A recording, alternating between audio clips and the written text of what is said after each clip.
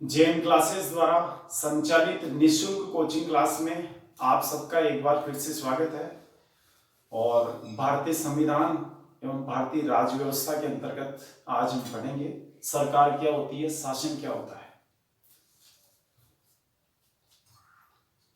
देखिए, आपको सरकार और शासन, सरकार कहीं या शासन कहीं एक ही बात होती है। उसको समझने के लिए कि इसकी उत्पत्ति कैसे हुई सरकार की, तो उसको समझने के लिए हमें थोड़ा इतिहास में बहुत पहले के समय में जाना पड़ेगा। पहले के समय का मतलब है, जैसे अपन भारत की बात करें तो आज जैसे 2011 की जनगणना के अनुसार भारत की जनसंख्या 121 करोड़ है। अब हम जाते हैं उस दिन जब भारत की जनसंख्या सिर्फ 10 व्यक्ति ही थी, यानी भारत में जनसंख्या के नाम पर सिर्फ एक परिवार था सदियों पहले।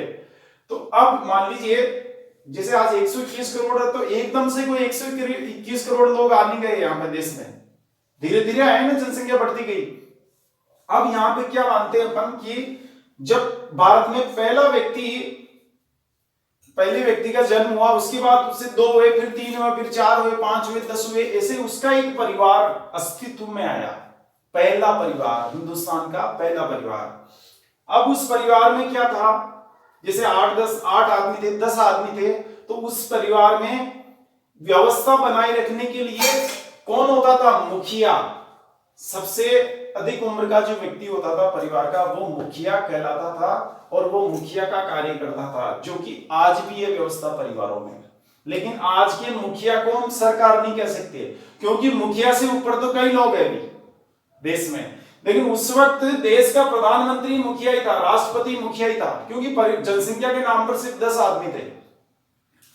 राजा को, इसको महाराणा को, प्रधानमंत्री को, सब कुछ यही था। इसका क्या कार्य था उस समय? एक परिवार में मुखिया का क्या रोल होता है कि जैसे उस वक्त की बात करें तो उसने क्या व्यवस्था बनाए रखी थी कि जैसे जो परिवार के पुरुष हैं वो जंगल में जाकर शिकार करके लेके आएंगे, और जो महिलाएं हैं वो घर में उस शिकार को पकाने का काम करेगी। महिलाएं बाहर नहीं जाएगी। सुरक्षा का काम है परिवार की, वो भी जैसे जंगली जानवरों से सुरक्षा करना है तो कौन करेगा? पुरुष ही करेगा। समझे ना? तो ये इस तरह के नियम बनाए हुए थे कि बच्चे हैं तो बच्चों को निःशुल्क बिना काम किए हुए खाना मिलेगा। इस तरह के नियम थे। अब क्या था, फिर परिवार की जनसंख्या बढ़ी, धीरे धीरे आगे चलेंगे। परिवार की जनसंख्या बढ़ी, तो परिवार की संख्या बढ़ी तो उसमें क्या हुआ, फिर कई परिवार बन गए। बनते हैं ना एक परिवार में, एक दादा के जैसे 5 बच्चे थे, फिर 5 के, फिर 5 थे, फिर उनके 5 थे, तो ऐसे कई परिवार अस्तित्व में आ जाते हैं। आज भी हम देखते हैं। तो उस समय क्या हुआ, एक परिवार से फिर कई परिवार बन गए। जो परिवार बन गए तो देश की जनसंख्या हो गई मान लो 500, भारत की पॉपुलेशन हो गई है 500। अब उस 500 व्यक्तियों के समूह को कहते हैं जिसे कबीला। आज भी जनजातियों में कबीला पाया जाता है। कालबेलियों का कबीला, नागा लोगों का कबीला होता है। तो कबीले का मतलब है लगभग 500-700 व्यक्तियों का समूह, जिसमें कई परिवार होते हैं। एक कबीले में कई परिवार होंगे, अलग अलग परिवार होंगे, और उन परिवारों में फिर व्यक्ति होते हैं। किसी में 5 व्यक्ति है किसी परिवार में, किसी में 7 है, किसी में 2 है, किसी में 10 है। इस तरह व्यवस्था होती है। तो कबीले, अब जब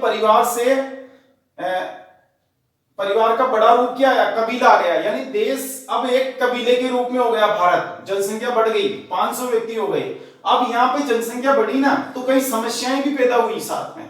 क्या हुई कि जैसे कोई कमजोर परिवार है, वो तो शिकार करके लाया, और कोई ताकतवर परिवार है, उसने शिकार छीन लिया। लड़ाई झगड़े होने लग गए, छीना झपटी, मारपीट करना, छीनना, ये जो होने लग गए ना इस तरह के अपराध। तो फिर कबीले वालों ने सोचा कि जो अव्यवस्था है अपने यहाँ, जो ये परेशानी आ रही है, इसके लिए अपन ऐसा करते हैं, अपने में से ही किसी एक व्यक्ति को जिम्मेदारी दे देते हैं कि आप यहाँ इस परिवार में इस तरह की जो लड़ाई झगड़े वाली घटनाएं हो रही है, शिकार छीनने की जो घटना हो रही है, उसको रोकोगे। परिवार के सभी, इसके कबीले के सभी व्यक्तियों पर नियंत्रण बनाए रखोगे, कंट्रोल रखोगे, अनुशासन बनाए रखोगे कबीले में, इस यानी व्यवस्था बनाए रखोगे, डिसिप्लिन बनाए रखोगे। ये कार्य करने के लिए एक इस कबीले का मुखिया बनाया गया जिसको कहा जाता है सरदार। सरदार ही कहते हैं कबीले के मुखिया को, ये हमारे कबीले का सरदार है। तो यानी सरकार का प्रारंभिक रूप था मुखिया, फिर सरकार का दूसरा रूप आया सरदार, जो जनसंख्या बढ़ी।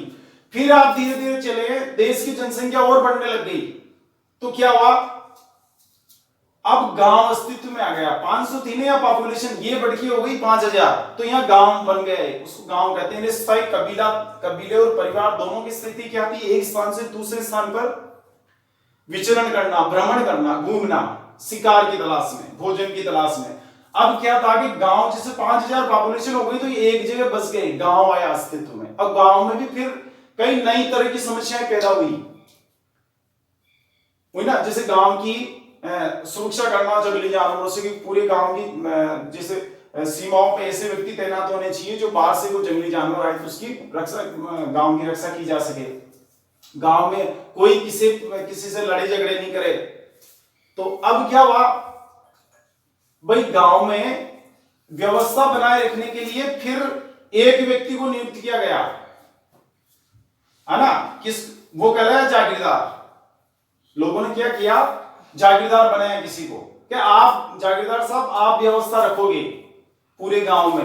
अब जागीरदार क्या करता था, लोगों से टैक्स भी वसूलता था, पैसे भी लेता था उनसे। वो जैसे खेत में मान लीजिए खेती की जाने लगी, तो खेती में कि तुम्हारे 10 बोरी हुई, चलो 3 बोरी मेरे को दे देना, क्योंकि मैं तुम्हारे को सुरक्षा प्रदान कर रहा हूं, तुम्हें दूसरे लोगों से बचा रहा हूं, लड़ाई झगड़ों से तुम्हारी सुरक्षा कर रहा हूं।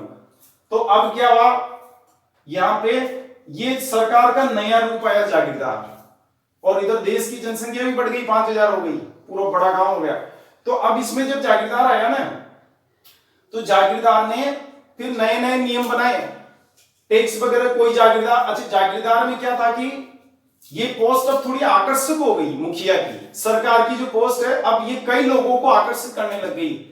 हर कोई सपना देखने लग गया कि मैं ही जागीरदार बन जाऊं, मैं इस गांव का मुखिया बन जाऊं। क्योंकि मुखिया बनने के कई फायदे उनको दिख रहे थे। कौन से, कि ये देखो कुछ भी काम नहीं करता, आराम से घर में बैठा रहता है और दूसरों से टैक्स वसूलता है, खुद खेती नहीं करता, और कितना संपन्न है, क्योंकि सबसे पैसे लेगा वो, सबसे टैक्स वसूलेगा, सबसे अनाज ले रहा है वो, भोजन खाद्यान्न ले रहा है, तो क्या होगा, इसके पास तो भंडार भरे हैं।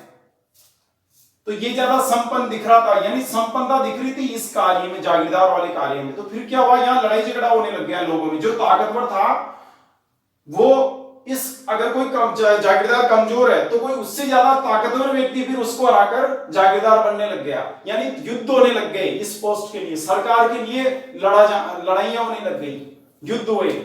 तो जो ताकतवर था वही बन जाता था। अब बाद में आगे आए, अब जनसंख्या फिर बढ़ी, जनसंख्या बढ़ी तो कई गांव बन गए, देश में कई गांव बन गए। तो उन गांवों को फिर एक ही व्यक्ति ने अपने काबू में कर लिया, यानी एक ऐसा व्यक्ति बना जिसने सभी व्यक्तियों पर अपना नियंत्रण स्थापित कर लिया। उसने सभी व्यक्तियों पर, सभी गांवों पर अपना कंट्रोल स्थापित किया, उनमें अनुशासन बनाए रखा गांवों में, कि कोई गांव किसी दूसरे गांव वालों के यहां चोरी नहीं करेगा, कोई गांव दूसरे गांव वालों का शिकार नहीं छीनेगा, उनसे लड़ाई झगड़ा नहीं करेगा। तो ये व्यवस्था चूंकि ये बन गया ना, गांवों की संख्या बढ़ी, तो ये भारत का स्वरूप ऐसा आ गया। तो इसका जो मुखिया था, कई गांवों का मुखिया, कई गांवों का व्यवस्थापक, कई गांवों का नियंत्रक, कंट्रोलर, कई गांवों का क्या कह सकते हैं इसको, सरकार, कई गांवों की सरकार बनी है। तो ये इसका मुखिया क्या कहलाया, अब राजा कहलाया ना। और ये इस पूरे स्वरूप को, भारत के स्वरूप को अब कहा जाने लगा राज्य है साहब, देश है। पहले गांव ही कहते थे, एक ही गांव था, कई गांव बन गए, फिर शहर भी बने। तो देश के अंतर्गत क्या हुआ, जैसे ये गांव बने हुए, ये गांव बन गए, ये गांव थे ना, ऐसे कई गांव बन गए, तो गांव बन गए, देश शहर बन गए। उन सबको संयुक्त रूप से क्या कहा जाने लगा, देश या राज्य। और इसका जो मुखिया था, इसका जो व्यवस्थापक था, वो राजा कहलाता था। अब इस पोस्ट को प्राप्त करने के लिए लोगों में लड़ाई झगड़ा होना शुरू हो गया, वापस ज्यादा युद्ध होने लग गए, कि वो तो कहे नहीं, अच्छा ये राजा है, चलो कमजोर इसको हराते हैं, अपन बनते राजा, हुआ ना। तो अब यहां पे आप देख रहे हैं कि ये सभी सरकार के स्वरूप है। ये मुखिया, ये भी सरकार है, ये सरदार भी सरकार था, जागीरदार भी सरकार था, राजा भी सरकार था। यानी सरकार का सबसे प्रारंभिक रूप, पहला रूप ये मुखिया था, है ना। ये भी सरकार ही थी, परिवार का मुखिया जो था ये भी सरकार थी। अब बाद में ये सब बने।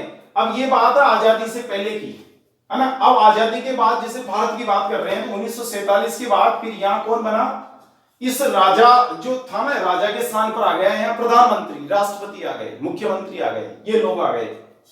यानी आज की बात करें तो यहाँ राजा नहीं होगा, क्या होगा, प्रधानमंत्री होगा। यानी आज की सरकार का मतलब आज के प्रधानमंत्री। व्यवस्था कौन बनाए रख रहे हैं आज अपने देश में, कानून व्यवस्था जो है, कंट्रोल जो है, अनुशासन जो है, कौन बनाए हुए है, प्रधानमंत्री, मुख्यमंत्री, राष्ट्रपति, ये लोग बनाए हुए हैं। इनके अधीन जो काम कर रहे हैं, इनके साथ जो दूसरे व्यक्ति काम कर रहे हैं, उनकी मंत्रिपरिषद है जैसे, तो वो बनाए हुए हैं। तो आज की सरकार का रूप ये है, उसका नाम ये है। पहले वाली सरकार का नाम ये था, राजा था, जागीरदार था, सरदार था, मुखिया था। ठीक है, यहां तक आपके समझ में आ गया होगा कि सरकार की उत्पत्ति कैसे हुई। अब चलते हैं अपन कि ये जो सरकार वाला काम है ना, कौन सा, व्यवस्था बनाए रखने का काम, नियंत्रण करने का काम, लड़ाई झगड़े रोकने का काम, अनुशासन बनाए रखने का काम, ये काम क्या है। इस काम को मुख्य रूप से 3 भागों में बांटा जाता है। इसको 3 भागों में बांटा जाएगा इस सरकार वाले काम को। तो जो पहला भाग है उसके अंतर्गत क्या कार्य आता है, कानून बनाना। कानून बनाना, कानून का मतलब होता है नियम।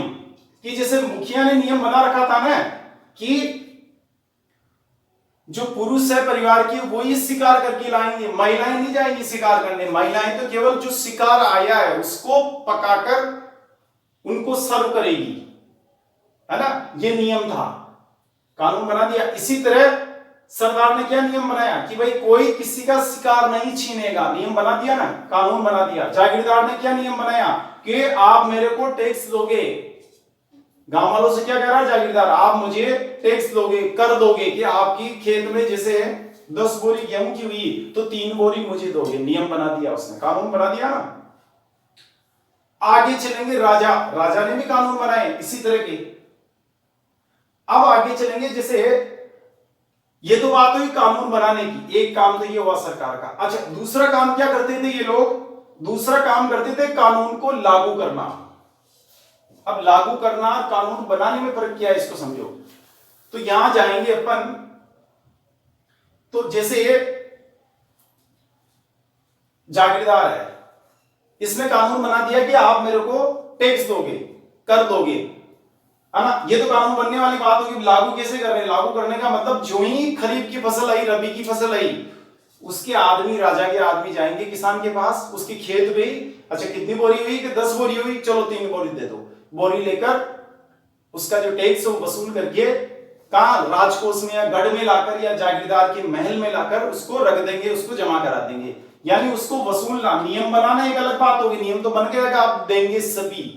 अब उसको लागू कर रहे हैं कि जिस दिन फसल आ रही है उस दिन लेके आ रहे हैं, वो लागू करना कहलाता है ना। ये लागू करना हो गया। अब कानून तोड़ने वाले को सजा देना, कानून बनाना या नियम बनाना, कानून लागू करना या नियम लागू करना, नियम तोड़ने वाले को सजा देना, एक कार्य ये होता है। ये 3 काम होते हैं सरकार के पास। अब सजा देना होता है ना, तो सजा देने का काम यहां देखो आप, मान लीजिए जागीरदार ने कानून बना दिया कि प्रत्येक व्यक्ति 30% मेरे को उपज का 30% मुझे देगा टैक्स के रूप में, कर के रूप में, यानी 10 बोरी में से 3 बोरी मुझे देगा। अच्छा, वसूलने गए, लागू किया उसने, वसूलने गए तो क्या हुआ, किसी किसान ने मना कर दिया, मैं तो नहीं देता, नहीं देता तो फिर क्या करेगा जागीरदार, उसको बुलाएगा, अपने आदमी से कहेगा चलो उठा के लाओ उसको, अरे ये नहीं दे रहा टैक्स, ठीक है लगाओ 100 कोड़े इसके। तो वो सजा किसने दी ना, राजा ने भी। तो ये सजा देने का काम, ये कौन सा काम हुआ, उसको उठाकर लाना। कानून, पहले तो कानून कौन सी घटना हुई, कानून तोड़ने की घटना हुई। कानून तोड़ा किसने, किसान ने, कि मैं नहीं देता, ये तो तोड़ना हो गया। फिर उसकी सजा मिलनी है। सजा कैसे दी गई, उसको लाया गया गढ़ में, जागीरदार के महल में, और फिर उसके 100 कोड़े लगाए गए। ये सजा देना होता है। ये 3 काम होते हैं शासन के। आज भी जो सरकारें हैं उनके ये 3 प्रकार के कार्य हैं। अब इसमें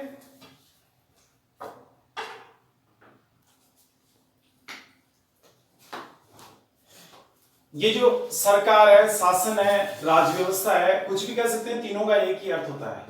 इसके अंतर्गत हमने 3 प्रकार के कार्य माने। अब ये जो 3 कार्य करने के 2 तरीके प्रचलित हैं दुनिया में, अभी 2 प्रकार से इन तीनों कार्यों को किया जाता है। जो पहला तरीका है या पहली प्रणाली है, उसके अंतर्गत ये तीनों ही कार्य एक ही व्यक्ति द्वारा किए जाते हैं, और इतिहास में तो काफी उदाहरण रहे हैं कि एक ही व्यक्ति करता था। जैसे हम बात करें 1800 राजस्थान के भीलवाड़ा जिले के बिजोलिया किसान आंदोलन बड़ा पॉपुलर रहा वो, तो वहां 1894 में एक जागीरदार बना, वहां का शासक कह सकते हैं आप, उसको राजा कह सकते हैं। वहां का जागीरदार जो था वह 1894 में एक बना किशन सिंह।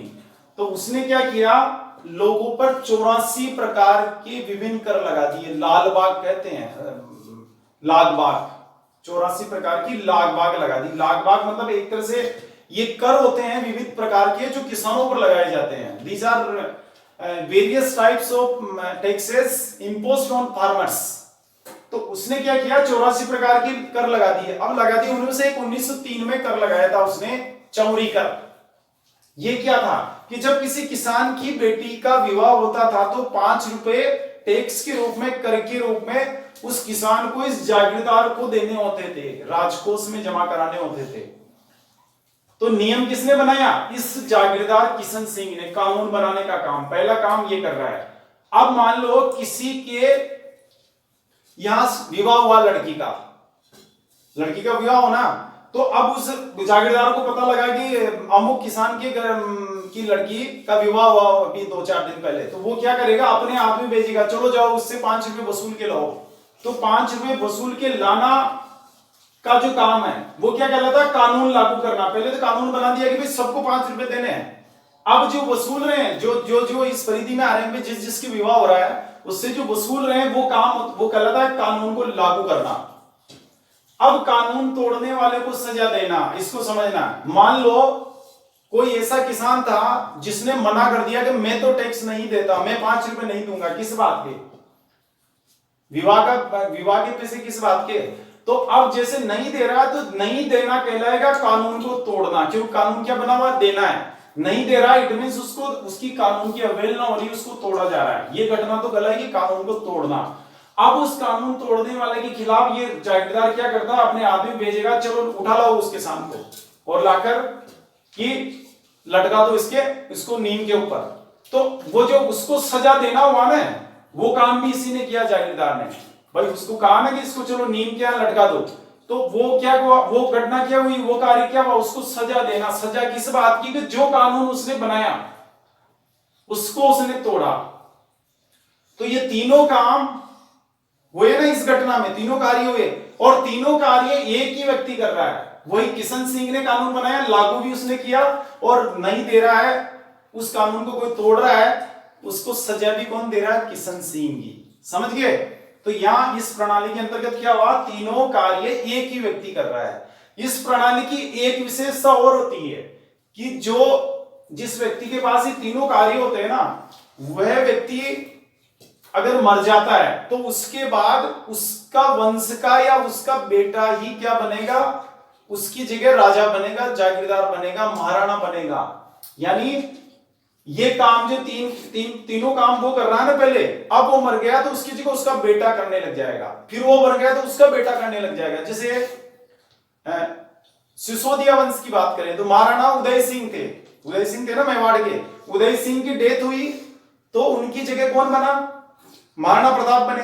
महाराणा प्रताप वहां के महाराणा बने, वहां के राजा बने, वहां के प्रधानमंत्री बने। अब उनके बाद जैसे महाराणा प्रताप की डेथ हो गई तो फिर उनके पुत्र अमर सिंह बने।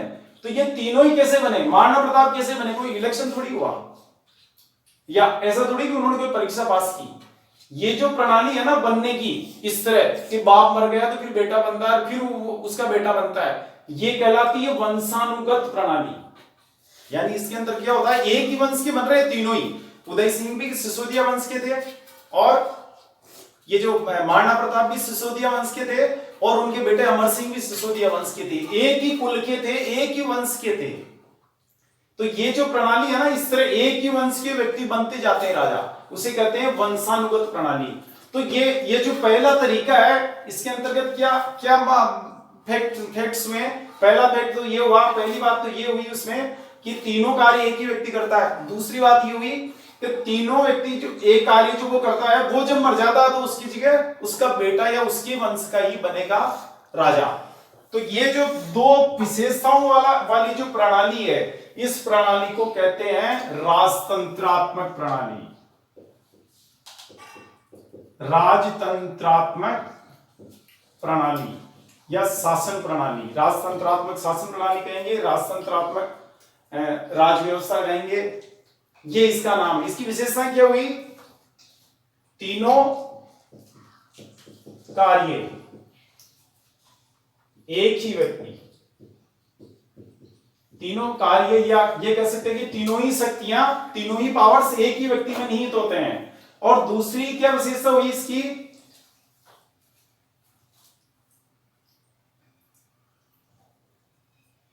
शासक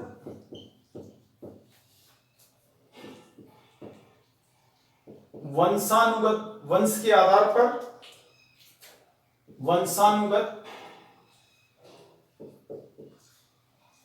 तरीके से बनते हैं।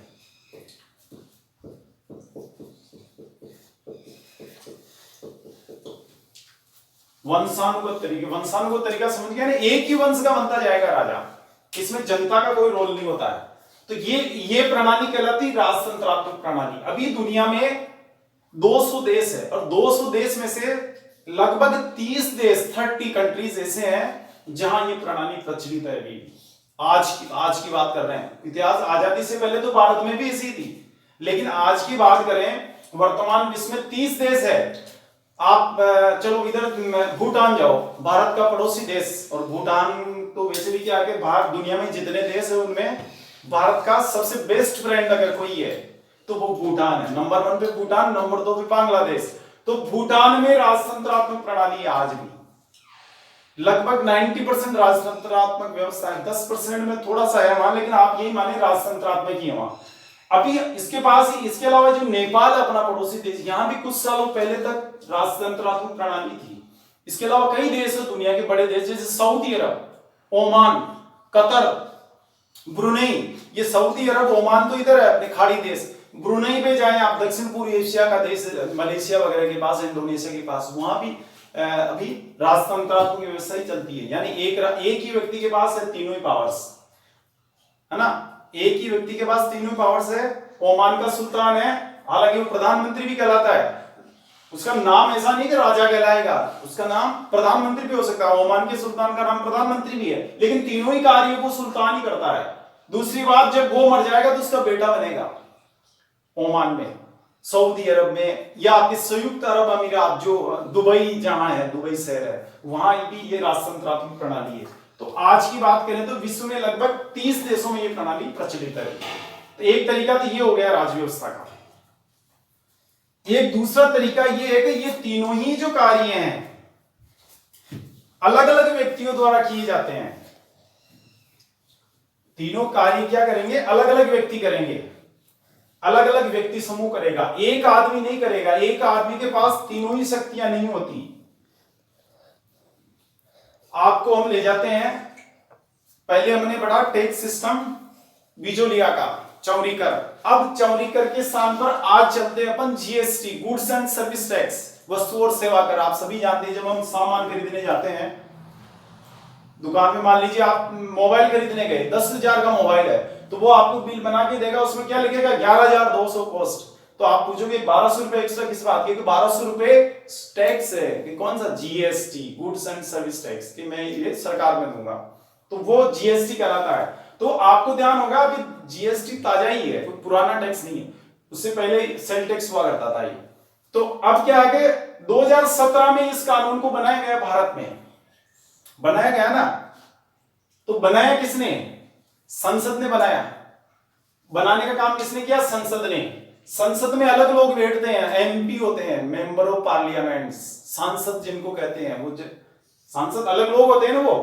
अच्छा, कानून लागू किसने किया? लागू किया वित्त मंत्रालय, जिसके हेड थे अरुण जेटली, उस वक्त वित्त मंत्री। उन्होंने लागू कर दिया कि भाई चलो आज से पूरे देश में लागू।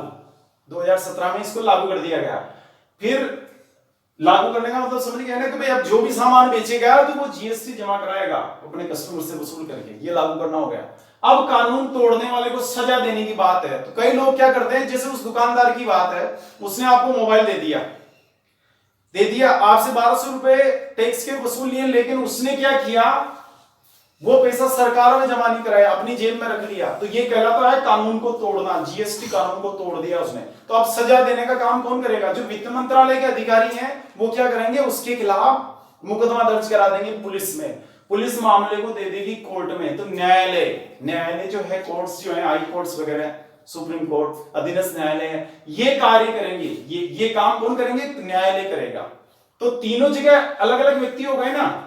यहाँ कानून बनाने वाले अलग लोग थे, वो सांसद थे, लागू करने वाले अलग लोग हैं, अरुण जेटली है, और पूरा वित्त मंत्रालय है, वहां के सारे अधिकारी, इनकम टैक्स ऑफिसर, ये जितने भी अधिकारी होते हैं, बाबू से लेकर सारे लोग, वो लागू करने वाले होते हैं।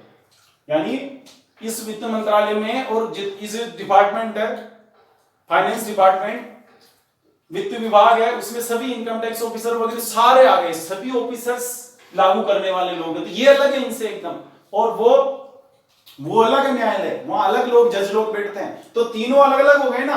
तो यहाँ क्या, इस दूसरे तरीके में क्या देखा अपन ने, तीनों कार्य अलग अलग लोगों द्वारा किया जा रहा है, एक बात। दूसरी बात कि ये जो लोग है ना, जिसे कानून बनाने वाले हैं, लागू करने वाले हैं, कानून तोड़ने वाले हैं, ये तीनों व्यक्ति, अगर जैसे कानून बनाने वाले में किसी एमपी की डेथ हो गई, तो उसकी जगह ऐसा नहीं कि जैसे वहां मेवाड़ में उदय सिंह की डेथ होने पे महाराणा प्रताप बने थे, या महाराणा प्रताप के बाद अमर सिंह बने थे, यहां कौन बनेगा, वो उनका लड़का नहीं बनेगा, या फिर वापस चुनाव होगा। चुनाव माना चुनाव, भाई जैसे राजस्थान में सांवरलाल जाट थे, यहां से अजमेर लोकसभा क्षेत्र से लोकसभा के मेंबर थे, सांसद थे ना।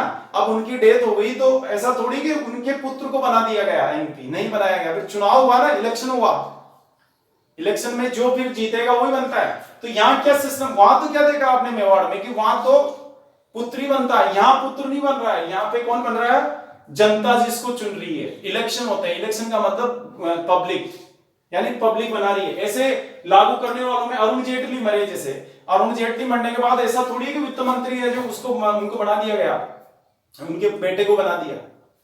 वित्त मंत्री निर्मला सीतारमण बनी ना अभी।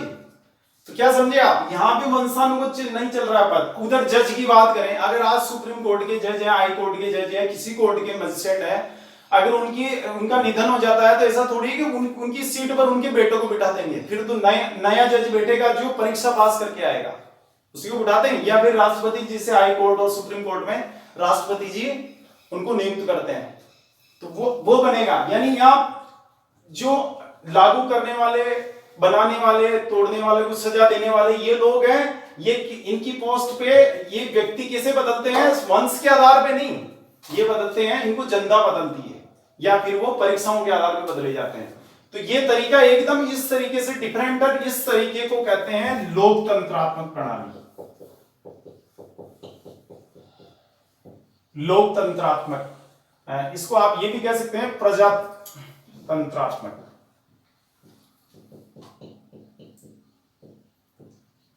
एक प्रणाली ये है शासन की दो प्रणालियां हो गई। अब इसमें क्या विशेषता देखी, तीनों कार्य अलग अलग व्यक्ति, तीनों कार्य अलग अलग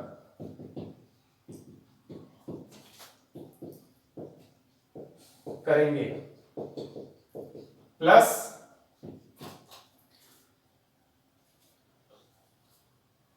ये जो पदाधिकारी हैं, कार्य करने वाले व्यक्ति, ये व्यक्ति वंशानुगत आधार पर, वंशानुगत यानी वंश के आधार पर, ऐसा नहीं कि पहले जेटली खानदान का व्यक्ति वित्त मंत्री था तो अब भी जेटली खानदान का ही बनेगा। ये व्यक्ति वंशानुगत आधार पर नहीं बदले जाते, ये चुनाव के आधार पर बदले जाते हैं, या परीक्षा के आधार पर, अपॉइंटमेंट एग्जामिनेशन के आधार पर। तो ये प्रणाली कहलाती है लोकतंत्रात्मक या प्रजातंत्रात्मक प्रणाली। अभी विश्व में 200 देश है, 200 में से 170 देशों में ये प्रणाली प्रचलित है। आप बड़े देश देख सकते हैं, ब्रिटेन है, ये आपके यूएसए है, रसिया है, ऑस्ट्रेलिया है, ब्राजील है, ये सभी जो देश हैं यहाँ ये लोकतंत्रात्मक प्रणाली ही प्रचलित है। अब भारत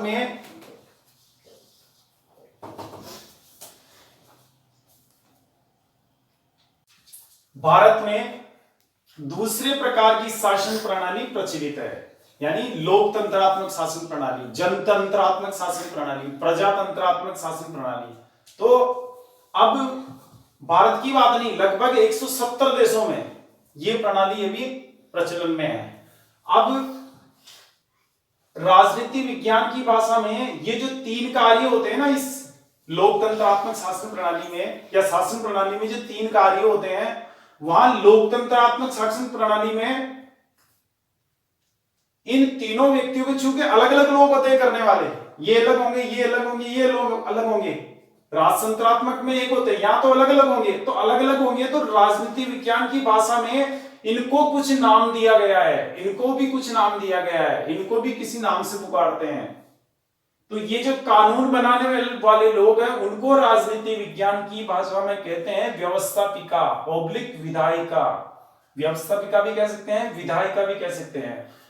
विधायिका का मतलब ये होता है जैसे ये कानून है ना, इस कानून को विधि भी कहते हैं, तो विधि निर्माण करने वाली संस्था को विधायिका। तो समझ गया, कानून बनाने वाले लोगों के समूह को राजनीति विज्ञान की भाषा में व्यवस्थापिका या विधायिका कहते हैं। इसी प्रकार कानून लागू करने वाले लोगों के समूह को राजनीति विज्ञान की भाषा में कार्यपालिका कहेंगे। इसी प्रकार कानून तोड़ने वालों को, सजा देने वाले लोगों को, जो सजा देने का काम करती है, उनको उन लोगों के समूह को जो सजा देंगे उन लोगों को क्या कहते हैं? उन लोगों के समूह को न्यायपालिका कहते हैं। ये तो राजनीति विज्ञान की बात हो गई, यानी पूरे विश्व में लागू। राजनीति विज्ञान में कोई बात लिखी इट मींस वो तो पूरे विश्व में लागू होती है, यानी किसी भी देश में आप जाएंगे तो कानून बनाने वालों को किस में मानेंगे? व्यवस्थापिका में। कानून लागू करने वालों को कार्यपालिका और सजा देने वालों को न्यायपालिका में मानेंगे। लेकिन अब क्या है, यहां तक तो पूरे विश्व में एक ही बात है, एक नाम है सबकी, न्यायपालिका, कार्यपालिका, व्यवस्थापिका। अब इनको क्या है, दुनिया में अलग अलग देशों में इनके नाम अलग है। ये तो राजनीति विज्ञान के नाम हो गए तीनों ही, व्यवस्थापिका, कार्यपालिका, न्यायपालिका। लेकिन क्या होता है, प्रैक्टिकल में अलग अलग देशों में इनके नाम अलग अलग हैं। यानी व्यवस्थापिका का जो नाम है ना, भारत में कुछ और है, इंग्लैंड में कुछ और है, रूस में कुछ और है, जापान में कुछ और है, यूएसए में कुछ और है। जैसे भारत की बात करें तो जो कानून बनाने वाली संस्था है, यानी व्यवस्थापिका का क्या नाम है इंडिया में? संसद, पार्लियामेंट। यही बात अगर आप वहां जाएंगे, यूएसए, संयुक्त राज्य अमेरिका, तो वहां कहते हैं इसको कांग्रेस। आप इसको जैसे जापान में जाएंगे तो वहां डाइट कहते हैं इसको। आप अगर रसिया में जाएंगे, रूस में, पूर्व सोवियत संघ, तो रूस में जाएंगे तो वहां कहते हैं ड्यूमा। आप ब्रिटेन में जाएंगे तो वहां कहते हैं पार्लियामेंट, है ना, नाम अलग अलग। इसी प्रकार अब जैसे यह हमने लिखा आपको नीचे कार्यपालिका, है ना। अब कार्यपालिका में क्या होता है कि यहां जैसे पहले आप इसको समझ लो, चलो आगे करते हैं अभी उसकी बात। अब जो संसद है, जैसे भारत की बात कर रहे हैं, तो संसद के 3 भाग होते हैं, 3 घटक है संसद के। इन तीनों से मिलकर संसद बनती है। संसद की परिभाषा का मतलब क्या हो गया? संसद बराबर राष्ट्रपति, राज्यसभा, लोकसभा, ये तीनों ही संसद के अंतर्गत आते हैं। आप जानते हैं, अच्छा राष्ट्रपति आप जानते ही हैं, राज्यसभा इसके अभी जो रामनाथ कोविंद है वो राज्यसभा कितने सदस्य? 245 सदस्य हैं इसके अभी। और ये राज्यों का प्रतिनिधित्व करती है। राज्यों की जो विधानसभाएं होती है वहां से ये निर्वाचित हो गई जाती है, वहां के विधानमंडलों से। अब है लोकसभा। अब लोकसभा है तो ये लोकसभा के सदस्यों की संख्या इस वक्त 543 है। पहले 545 थी, जो अभी भारत सरकार ने, संसद ने क्या किया, एंग्लो इंडियन के जो 2 पद थे वो अभी समाप्त कर दिए, तो 543 इनकी संख्या है। तो 543 ये और 245 ये, कितने हो गए? 788। 788 लोग तो ये एक राष्ट्रपति, ये 789 लोग भारत में संसद कहलाते हैं। भारत में संसद का आकार क्या हुआ, 789 व्यक्ति आते हैं इसमें। एक व्यक्ति तो राष्ट्रपति है और 245 व्यक्ति ये राज्यसभा के सदस्य हैं और लोकसभा के सदस्य हैं 543। ये सभी मिलकर संसद कहलाएंगे। कितनी बार क्वेश्चन पूछा गया है, चलो संसद के अंतर्गत कौन कौन आता है, तो क्या लिखेंगे वहां ऊपर क्या आता है, राष्ट्रपति, ए में राष्ट्रपति आ गया, बी में राज्यसभा आ गया, राज्यसभा प्लस लोकसभा, सी में दे देते हैं राष्ट्रपति, राज्यसभा और लोकसभा, और डी में दे देते हैं जैसे राष्ट्रपति या लोकसभा और राज्यसभा। तो अब इसमें सी आएगा, ऑप्शन क्या आएगा, राष्ट्रपति, राज्यसभा प्लस लोकसभा, ये तीनों ही मिलकर संसद का निर्माण करते हैं। ऐसा मत मानना कि भाई संसद में ये दोनों ही आते हैं। ज्यादातर स्टूडेंट ये मानते हैं कि साहब लोकसभा और राज्यसभा को संसद कहते हैं। केवल यही नहीं है, ये दोनों तो ही, साथ में राष्ट्रपति भी है। राष्ट्रपति भी अभिन्न अंग होता है संसद का। संसद का काम होता है कानून बनाना। अब तो कानून बनाते हैं तो आप जानते हैं कि कानून बनाने के लिए प्रक्रिया यहां से इन दोनों सदनों में से किसी एक में शुरू होती है। जैसे लोकसभा में प्रस्ताव पेश किया, विधेयक कहते हैं उसको, विधेयक पेश हुआ, फिर वो यहां जाएगा राज्यसभा में, यहां से फिर पारित होने के बाद राष्ट्रपति के पास जाता है। जब तक राष्ट्रपति उस विधेयक पर साइन नहीं करता तब तक वो विधेयक कानून में कन्वर्ट नहीं होता। विधेयक विधेयक ही रहता है। किसी कानून के बनने की प्रक्रिया के दौरान उस कानून को कानून न कहकर विधेयक कहते हैं। जब वो बन जाता है तो उसको कानून कहते हैं। तो कानून बनने से पहले इन तीनों स्तरों से गुजरता है। लास्ट स्तर राष्ट्रपति का होता है। जब तक राष्ट्रपति के साइन नहीं होंगे उस विधेयक पर, उस प्रस्ताव पर, तब तक वो विधेयक कानून में नहीं बदलेगा, कानून नहीं बनेगा। तो इसका भी रोल हो गया ना महत्वपूर्ण। बिना राष्ट्रपति के ये दोनों मिलकर कुछ नहीं कर सकते।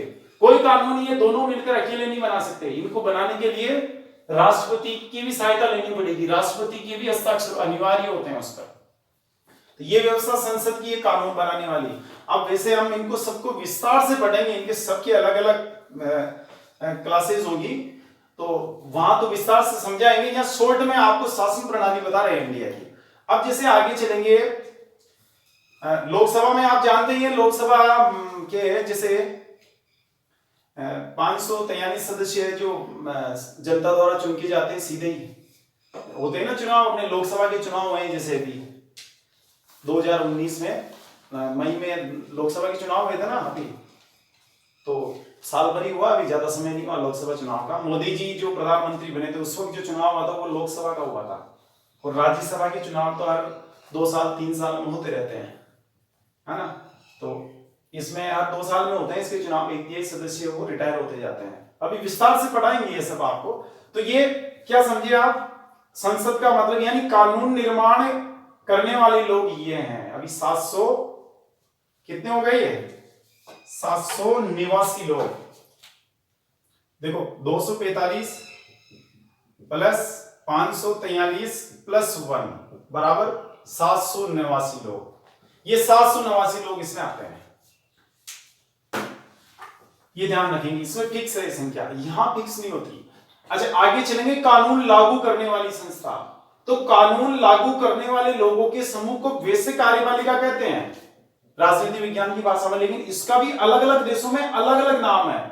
जैसे भारत की बात करें तो यहां क्या है कि इसको वापस 2 भागों में बांटा जाता है। यहां क्या, एक कार्यपालिका तो होती है नाम मात्र की और एक होती है वास्तविक।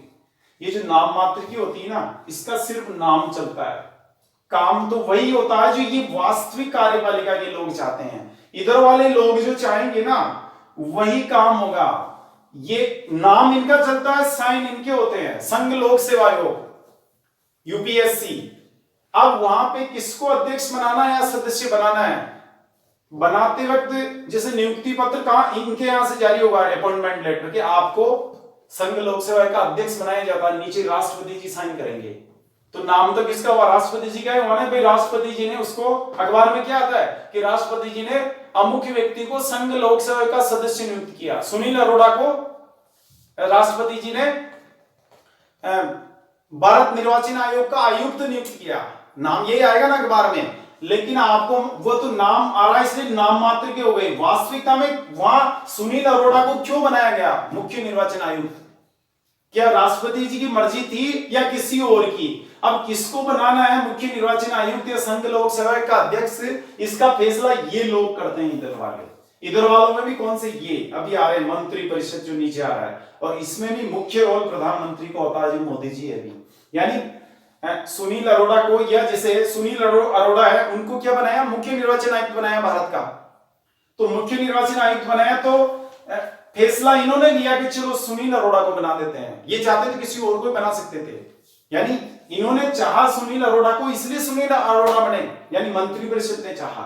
वैसे कानून में क्या लिखा है, मंत्री परिषद, लेकिन प्रैक्टिकल में क्या होता है कि जो प्रधानमंत्री होता है वो प्रधानमंत्री का रोल होता है इसमें प्रधानमंत्री जिसे चाहेगा वही बनता है। तो अब नियुक्ति किसने की, मुख्य निर्वाचन आयुक्त की राष्ट्रपति ने। कागजों में तो राष्ट्रपति का नाम आ रहा है, लेकिन प्रैक्टिकल में फैसला इन्होंने लिया। ये चाहते थे किसी और को बना सकते थे, है ना। हो सकता है राष्ट्रपति ने सुनील अरोड़ा को चाहा नहीं हो, ओके यार इसको नहीं बनाएंगे इनको, लेकिन फिर भी अगर प्रधानमंत्री जी चाह रहे तो उनको बनाना पड़ेगा, वो मना नहीं कर सकते। इसलिए इनको कहते हैं नाम मात्र, की नाम इनका चलता है और काम ये लोग करते हैं इधर वाले। अब जैसे आगे चलेंगे, ये जो वास्तविक कार्यपालिका है इसमें एक अस्थायी एक स्थायी, दो भागों में बांटते हैं वापस इसको। वास्तविक में जो वास्तव में जो काम करने वाले लोग हैं वो भी दो भागों में विभाजित हो रहे हैं, एक अस्थायी एक स्थायी। तो अस्थायी का मतलब ऐसे लोग आते हैं इसमें जो जिनका कार्यकाल जो स्थायी रूप से नहीं होते, यानी उनका कार्यकाल 5 साल होता है ना। 5 साल होने की वजह से 5 साल से पहले भी हटाए जा सकते हैं वो। 5 साल से पहले भी, ऐसा नहीं जरूरी कि भाई 5 साल तो अधिकतम कार्यकाल होता है उनका एक बार का अधिकतम कार्यकाल इन लोगों का क्या होता है 5 साल। और वैसे 5 दिन में भी हटाए जा सकते हैं, 5 महीने में भी हटा सकते हैं, क्योंकि हटाने का पावर इनके पास है, लोकसभा के पास, यहाँ बैठी है लोकसभा। तो क्या समझे आप, ये स्थायी नहीं होते। आज मोदी जी, इस बात की गारंटी नहीं है कि मोदी जी 2 महीने बाद या हमेशा ही 5 साल ही प्रधानमंत्री रहेंगे, जरूरी नहीं। हो सकता है 1 महीने बाद ही मोदी जी हट जाएगी अगर लोकसभा हटा दे तो। लोकसभा हटा दे तो ये सभी अमित शाह, निर्मला सीतारमन, राजनाथ सिंह सब कर जाएंगे अगर लोकसभा चाहे तो। फिर स्थायी कहां हुआ, स्थायी नहीं हुआ ना कार्यकाल। लेकिन मान लो कलेक्टर है, टीचर है, उनका कार्यकाल तो स्थायी होता, 60 साल तक रहेंगे वो नौकरी में। कोई ब्लंडर मिस्टेक कर दे, जो कोई 1000 10,000 में एक के साथ होता है, तो कभी सेवा से बर्खास्त कर देते हैं, वरना वो तो स्थायी होते हैं उनका कार्यकाल। स्थायी का मतलब क्या होता है इधर वालों का, इधर वालों में स्थायी कार्यपालिका में कौन आ रही, नौकरशाही। नौकरशाही का मतलब होता है सरकारी नौकरी वाले, जो सरकारी नौकर होते हैं, चपरासी से लेकर कलेक्टर तक, ये सभी इस नौकरशाही में आते हैं। ये भी कार्यपालिका का ही भाग है, क्योंकि ये काम करते हैं। संघ लोक सेवा होगा ना, अब आईएएस परीक्षा की भर्ती करनी तो भर्ती की सारा काम कौन करेगा, संघ लोक सेवा करेगा ना। और संघ लोक सेवा में जो कितना स्टाफ है वहां, चपरासी से लेकर ऑफिसर लोग तक बैठे हुए, तो वो सब इस नौकरशाही में आते हैं, नौकरशाही में आते हैं ना। तो इसलिए क्या होता है कि इनको कार्य करने वाला कहते हैं। कार्य वही कर रहे हैं, परीक्षा आयोजित करना, पेपर सेट करवाना, मेरिट बनाना, फिर फाइनल लिस्ट जारी करके सरकार को सौंपना, राष्ट्रपति जी को सौंप देते हैं हमने इनको आईएएस परीक्षा में चयनित किया है। तो ये सारा काम कौन करती है, नौकरशाही करती है, समझे ना। लॉकडाउन का फैसला तो कर लिया इन्होंने अभी आपको आगे बताते हैं। चलो इसमें जैसे वास्तविक कार्यपालिका में आप समझे ना, अस्थायी कार्यपालिका और स्थायी कार्यपालिका। अब जो स्थायी कार्यपालिका है उसमें सरकारी नौकर आ गए, अस्थायी कार्यपालिका में आई मंत्री परिषद। इसको समझो आप, मंत्री परिषद का मतलब क्या होता है। मंत्री परिषद में ये लोग आते हैं सभी, कौन से लोग, ये सभी मंत्री परिषद में आएंगे। मंत्री परिषद में सबसे पहले प्रधानमंत्री, पीएम जो अभी नरेंद्र मोदी है, कैबिनेट मंत्री, ये सभी कैबिनेट स्तर के 24-25 मंत्री लगभग, ये बदलते रहते, फिक्स नहीं होती संख्या इनकी। ये बड़े विभागों के मंत्री होते हैं, जैसे राजनाथ सिंह है, अमित शाह है, निर्मला सीतारमन है, नितिन गडकरी है। बड़े विभाग है इनके पास, वित्त मंत्रालय, गृह मंत्रालय, रक्षा मंत्रालय है, सड़क परिवहन मंत्रालय, रेलवे मिनिस्टर पीयूष गोयल है, ये लोग आते हैं बड़े वाले। और ये राज्य मंत्री इनके सहायक के रूप में, जैसे निर्मला सीतारमन की सहायता के लिए अनुराग ठाकुर को लगा रखा है, तो अनुराग ठाकुर राज्य मंत्री है। एक राज्य मंत्री ये भी होते हैं, ये क्या काम होता है इनका कि जो कुछ ऐसे विभाग होते हैं जो कम महत्वपूर्ण होते हैं, वहां कैबिनेट मंत्री नहीं होता, वहां केवल राज्य मंत्री होता है। राज्य मंत्री नहीं, कैबिनेट मंत्री नहीं है ना, इसलिए यहां कहते हैं स्वतंत्र प्रभार, उसके पास पूरा चार्ज होता है, उसका होल सोल वही होता है। उस विभाग का सबसे बड़ा, ये मान लो सबसे बड़ा अधिकारी मानो आप उसको, सबसे बड़ा कर्ता धर्ता है उस विभाग का, वो ये मंत्री, राज्य मंत्री होगा। लेकिन वित्त मंत्रालय में ऐसा नहीं है। वित्त मंत्रालय का जो सबसे बड़ा कर्ता धर्ता है वो तो ये कैबिनेट मंत्री होता है, निर्मला सीतारमण, अनुराग ठाकुर नहीं है। लेकिन वहां जिसे संतोष गंगवार है श्रम मंत्री, तो वही क्या है, कर्ता धर्ता है वहां का। हालांकि है वो राज्य मंत्री, लेकिन स्वतंत्र प्रभार है उसके पास, उसके ऊपर किसी का नियंत्रण नहीं है। यहाँ तो अनुराग ठाकुर पे नियंत्रण किसका, निर्मला सीतारमण का। तो ये आपको विस्तार से बताएंगे सारा। अभी एक आपको आउटलाइन बता रहे हैं कि भारत की शासन व्यवस्था किस तरह की दिखती है। अब ये जो आपने देखा ना, ये कार्य, ये इनको काम है कानून लागू करना, बनाने वाले लोग ये हैं। इधर चलेंगे, अब ये लागू करने वाले में आप देख रहे हैं राष्ट्रपति इधर भी आ रहा है, इधर भी आ रहा है। तो राष्ट्रपति के क्या होता है कि राष्ट्रपति एक तो कानून बनाने में इसकी भूमिका है। जब आप संसद पढ़ोगे तो समझोगे कहां कानून, इसमें कानून जब बनता तो राष्ट्रपति का कितना बड़ा रोल है। तो कानून बना भी रहा है, राष्ट्रपति लागू करने में भी होता है।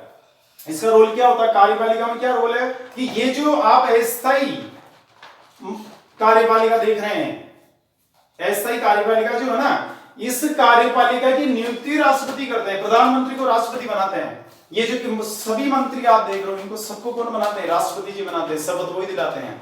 अच्छा, ये जो मंत्री हैं आपके नीचे सारे, ये सभी इधर वाले कैबिनेट मंत्री, राज्य मंत्री, अब ये क्या है, ये अपने कार्यों के लिए राष्ट्रपति के प्रति व्यक्तिगत रूप से उत्तरदायी होते हैं। सामूहिक रूप से तो लोकसभा के प्रति होंगे, व्यक्तिगत रूप से यानी राष्ट्रपति जब भी चाहे किसी भी मंत्री को हटा सकता है।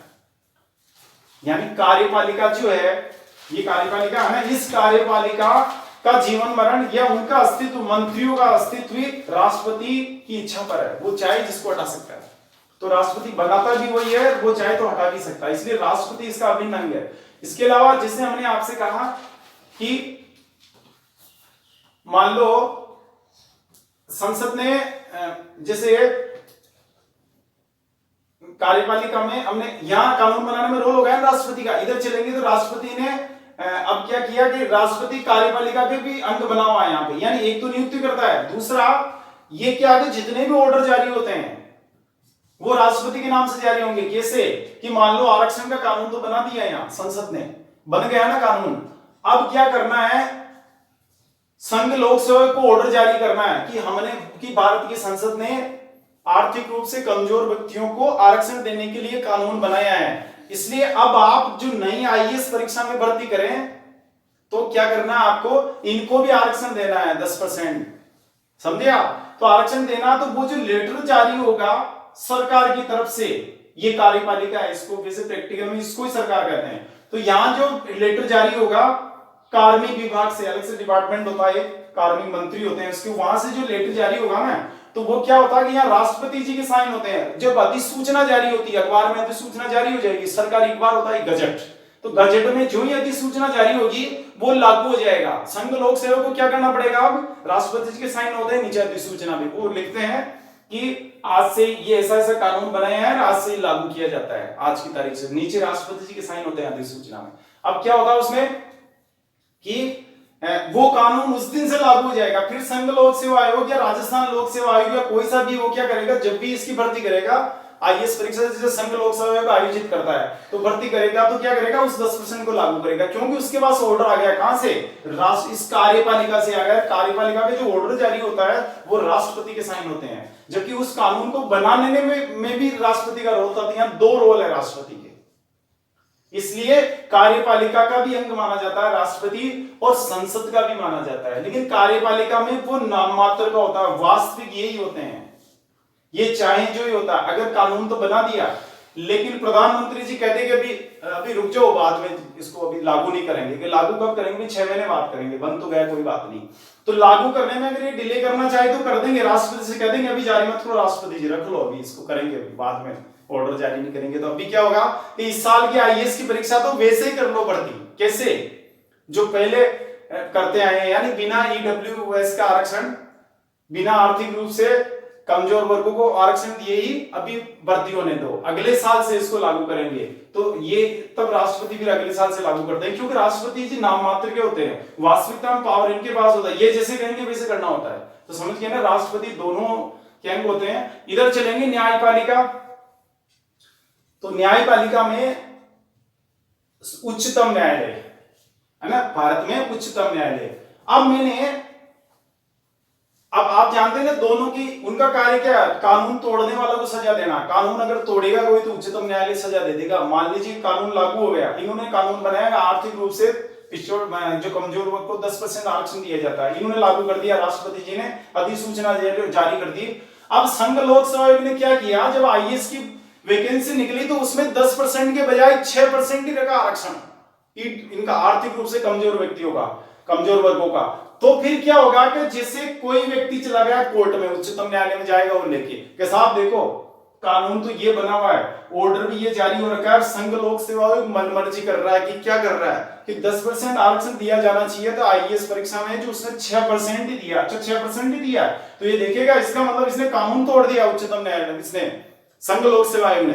तो क्या करेगा ये, उस संघ लोक सेवा के अध्यक्ष को वहां बुला लेगा, सचिव को बुलाते हैं कि चलो आओ, या आपने ऐसे कैसे कानून लागू कर रहे हो, 10% का ऑर्डर हो रहा है, 10% करो ना, संसद ने 10% का नियम बनाया है, कानून बनाया, कार्यपालिका ने, राष्ट्रपति जी ने 10% का ऑर्डर जारी कर रखा है, अधिसूचना जारी कर रखी है, यहां तक तो कहीं उल्लंघन नहीं हो रहा उस कानून का, ये तो सही जारी कर रहे हैं ऑर्डर, फिर आप उसको लागू करने में गड़बड़ क्यों कर रहे हो। तो ये जो स्थायी कार्यपालिका है ना, इसने गड़बड़ की ना, संघ लोक सेवा में बैठे अधिकारी उन्होंने गड़बड़ कर दी, तो गड़बड़ कर दी तो ये बुला के उनको सजा देगा कि तुरंत उसको 6% के बजाय 10% करो, और इनको सजा भी दे सकता है चाहे तो, कि चलो आपको पूरे दिन खड़े रहने की सजा, या खड़े रहो सुबह शाम तक, या कई बार पेनल्टी भी लगाते हैं, जुर्माना लगा देते हैं कि आपने कानून तोड़ा है, जो भारत की संसद ने कानून बनाया है उसको तोड़ा है, तो ये उच्चतम न्यायालय कार्रवाई करेगा। यानी वो जो कानून लागू नहीं हो रहा ना, उस तोड़ने वालों को, जो तोड़ा जा रहा है, तोड़ने वाले को सजा कौन दे रहा है, ये न्यायपालिका दे रही है। न्यायपालिका के नाम पर इंडिया में है उच्चतम न्यायालय। तो आप समझे इसको कि ये जो राज्य व्यवस्था है भारत की इस प्रकार है। अब इसमें मैं आपको अभी ये कहना चाह रहा हूं, ये तो बात की हमने भारत का मतलब राष्ट्रीय स्तर की सरकार की। अब आप देखेंगे भारत में क्या है, ये आपको नक्शा दिख रहा होगा भारत का। तो भारत में ये भारत का नक्शा दिख रहा है आपको, है ना। अब इस भारत के नक्शे में आप देख रहे हैं, ये जो भारत है ना पूरा, ये जो सरकार का स्वरूप मैंने आपको बताया, राज्य व्यवस्था के, इसे संसद होगी, ये इधर राष्ट्रपति है, इधर प्रधानमंत्री है, इधर नौकरशाही है, इधर उच्चतम न्यायालय है। ये इनके जो कानून है, नियम है, या इनका जो अधिकार है, यानी ये सरकार, ये पूरी जो शासन व्यवस्था है, ये राज्य व्यवस्था है, इनका अधिकार क्षेत्र पूरे भारत पर है। यानी ये जो सरकार है, ये इसका अधिकार पूरे भारत पर है, इनके नियम कानून पूरे भारत पर लागू होते हैं, ये पूरे भारत पर अपना शासन चला रही है, समझे। इससे कहते हैं राष्ट्रीय सरकार। यानी ये जो स्वरूप मैंने आपको बताया, ये स्वरूप किसका है, राष्ट्रीय सरकार का, भारत की जो नेशनल लेवल की सरकार है उसका है। और राष्ट्रीय स्तर की सरकार का जो अधिकार है, या उसका जो नियंत्रण है, इस पूरे भारत पर है जो आप देख रहे हो। लेकिन इस पूरे भारत के अंदर मैंने आपको यह टुकड़े करके दिखाया है, अंदर आपको छोटे छोटे टुकड़े बटेंगे दिखेंगे। अब ये जो टुकड़े हैं ना, इनकी संख्या कितनी है, यहां पे मैंने किए हैं 36 टुकड़े। ये जो 36 टुकड़े हैं, इनमें देखो, इसकी डिटेल जानो आप। 36 टुकड़े में 28 टुकड़े अलग तरह के हैं, 8 टुकड़े अलग तरह के हैं। उन 8 में भी 5 थोड़े अलग तरह के हैं, 3 अलग तरह के हैं। फर्क किस आधार पे, प्रशासनिक व्यवस्था के आधार पर, शासन व्यवस्था के आधार पर थोड़ा फर्क है इसमें। तो अब ये जो 28 टुकड़े मैंने अलग बताए, 36 कुल टुकड़े कितने हुए, 36। इन 36 में जो 28 टुकड़े हैं वो एक तरह के हैं। वो कौन से टुकड़े हैं, और ये जैसे ये जो 28 टुकड़े, इनको क्या कहेंगे, राज्य। इनके नाम क्या है, राज्य, स्टेट्स। और ये कौन कौन से हैं, जैसे आप उधर देखें, ऊपर ही ऊपर चले, हिमाचल प्रदेश है, फिर आपके उत्तराखंड, पंजाब, हरियाणा, राजस्थान, इधर उत्तर प्रदेश, गुजरात, मध्य प्रदेश, महाराष्ट्र, गोवा, नीचे आपके कर्नाटक, इधर केरल, तमिलनाडु, आंध्र प्रदेश, तेलंगाना, ओडिशा, छत्तीसगढ़, झारखंड, बिहार, इधर आ गए आपके पश्चिम बंगाल, सिक्किम, फिर आसाम, फिर उधर ऊपर चलेंगे अरुणाचल प्रदेश, फिर उससे नीचे आएंगे नागालैंड, फिर उससे नीचे आएंगे मणिपुर, फिर उससे नीचे आएंगे मिजोरम, फिर त्रिपुरा, इधर वापस चलेंगे बांग्लादेश की तरफ त्रिपुरा, फिर ऊपर चलेंगे मेघालय। ये ऐसे करके 28 टुकड़े हो गए। प्रत्येक टुकड़े को कहा जाता है राज्य, जिसमें अपना राजस्थान भी सम्मिलित है ना। एक तो बात ये हो गई। एक इधर मैंने 8 टुकड़े दिखा रखे हैं। इन 8 टुकड़ों को कहते हैं केंद्र शासित प्रदेश या संघ राज्य क्षेत्र, यूनियन टेरिटरीज। ये जो केंद्र शासित प्रदेश है, यहां कौन कौन से दिखाए हुए हैं आप लाल शाही में देखें। ऊपर लद्दाख, दूसरे नंबर पर जम्मू कश्मीर, तीसरे नंबर पे आप आएंगे चंडीगढ़, चौथे नंबर पर आप आएंगे दिल्ली, पांचवें नंबर पे आप आएंगे कौन सा, दादरा और नगर हवेली, दमन एंड दीव। देखो दीव यहां है, दमन यहां है, दादरा नगर हवेली यहां है। पहले 26 जनवरी 2020 से पहले दमन और दीव अलग हुआ करता था और दादरा और नगर हवेली अलग हुआ करता था। अभी सरकार ने 26 जनवरी 2020 को इन दोनों का विलय कर दिया, यानी ये दोनों ही अब दो न रहकर एक हो गए हैं। तो उसका क्या नाम है, दादरा और नगर हवेली एवं दमन व दीव, ये नाम है इस केंद्र शासित प्रदेश का। तो एक ये नीचे चलेंगे लक्षद्वीप जो आप देख रहे हैं, उसमें अरब सागर में है। फिर चलेंगे इधर पुडुचेरी, ये तमिलनाडु है जिसके चारों ओर। इधर चलेंगे आपके अंडमान निकोबार द्वीप समूह। तो ये 8 टुकड़े हो गए ना। अब इस 8 टुकड़ों में शासन व्यवस्था की दृष्टि से देखें ना हम, तो क्या आगे ये जो 28 राज्य हैं, 28 राज्यों में इनकी खुद की सरकारें भी है। वहां जैसे एक तो हमने बताई राष्ट्रीय स्तर की सरकार, तो उसके कानून तो पूरे भारत पर यानी 28 राज्यों पे यानी 36 टुकड़ों पे 36 राज्यों और केंद्र शासित प्रदेशों पे लागू होता है। लेकिन क्या समझे आप, 28 टुकड़े तो ये और 3 टुकड़े इसमें और आएंगे। जैसे कौन सा 3 टुकड़ा, एक 2 नंबर का टुकड़ा जम्मू कश्मीर, एक आपके 4 नंबर का टुकड़ा ये दिल्ली, और एक नीचे 7 नंबर का टुकड़ा कौन सा, पुडुचेरी। ये ऐसे हैं 28 वो प्लस 3 ही है, 28 ये प्लस 3 ये इधर वाले। इनमें अलग से सरकार है इनकी खुद की, यानी ऐसी सरकारें भी हैं। यानी भारत में सरकारें कितनी होगी, 2 सरकारें। यदि आज आपसे पूछे कि भारत में सरकारों की कुल संख्या कितनी हुई, तो भारत में सरकारों की कुल संख्या हो गई, सरकारें देखो, एक तो राष्ट्रीय स्तर की हो गई, एक तो राष्ट्रीय प्लस एक सरकार तो होगी राष्ट्रीय स्तर की सरकार जो भारत सरकार है, मोदी जी जिसके लीडर हैं, और दूसरी बाकी सरकारें होगी 28 राज्यों में प्लस 3 केंद्र शासित प्रदेशों में, है ना। तो कुल कितनी सरकारें हो गई, ये हो गई आपके 32। यानी भारत में आज की तारीख में 32 सरकारें हैं कुल। और ये जो 28 और 3 सरकारें है ना, ये 3 सरकारें, ये जो 32 यानी 28 और 3 ये सरकारें क्या है कि इनका जो नियंत्रण है, ये 1 नंबर की सरकार है, इसका नियंत्रण तो पूरे भारत पर है सभी राज्यों में। लेकिन ये जो 28 सरकारें हैं, इनका नियंत्रण केवल ये जिस राज्य की सरकार है वहीं तक ही सीमित है। जैसे राजस्थान की सरकार है, तो राजस्थान सरकार का नियंत्रण, उसका अधिकार क्षेत्र केवल राजस्थान की सीमाओं तक ही है, जो आप देख रहे हैं अभी यहाँ इधर सामने मैप में, बस यहीं तक ही इसका अधिकार क्षेत्र है। ऐसा नहीं कि इसका भी पूरे भारत पर ही है, इसका पूरे भारत पर नहीं है। महाराष्ट्र की सरकार है तो महाराष्ट्र तक ही इसका अधिकार क्षेत्र सीमित है। महाराष्ट्र के बाहर इसके नियम कानून, इनके ऑर्डर लागू नहीं होते हैं, समझिए। यानी ऐसा नहीं है कि महाराष्ट्र के मुख्यमंत्री उद्धव ठाकरे ने को ऑर्डर जारी कर दिया कि राजस्थान लोक सेवा आयोग को, कि आज राजस्थान लोक सेवा आयोग में इस व्यक्ति को सचिव लगाया जाता है, ये नहीं कर सकते। राजस्थान में इनका कानून नहीं चलेगा, समझे। तो इनका कानून इनके राज्य तक ही सीमित है। 28 में, और यानी 28 प्लस 3 31 में ये स्थिति है, समझे ना।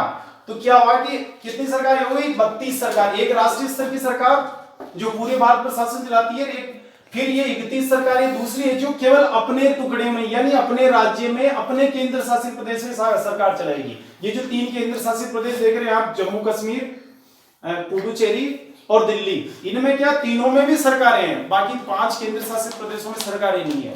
वो किसके अंडर में है? ये जो 1 नंबर वाली सरकार है, राष्ट्रीय सरकार, उसके सीधे नियंत्रण में हो, वहां उनकी सरकारें नहीं है। तो भारत में सरकारों का 2 स्तर हो गया। जो पहला स्तर है राष्ट्रीय स्तर की सरकार, उसकी संरचना इस प्रकार की हमने आपको बता दी। अब राज्य सरकारों की संरचना कैसी है? ऐसी है या कोई अलग है? अलग है तो किस प्रकार अलग है वो हम आपको अगले वीडियो में बताएंगे।